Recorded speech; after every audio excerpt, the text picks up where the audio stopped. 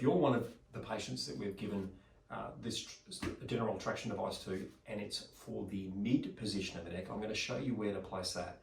So watch the previous video, which will have the how to do the traction device, how to set yourself up, how to lay on it. But I'm going to, if you've been given the midsection, I'm going to show you where you need to place this device, which might be different. So let's go on, just legs out straight for us. Now, you get Dr. Callum put his neck forward. The mid position, you're going to run your finger down through the neck until you sort of feel like you're getting into the groovy bit up through here. So if you were to think of the bottom of the neck as here, the top of the neck where it joins the skull is here, you want to come about 2/3 of the way down. Yeah. It'll be nice and soft in there.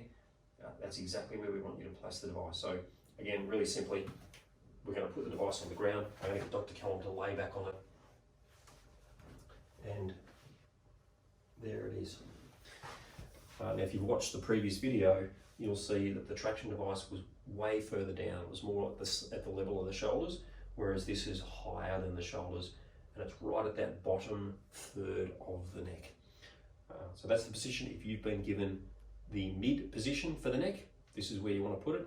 But if you've been given the lower position, refer back to the previous video.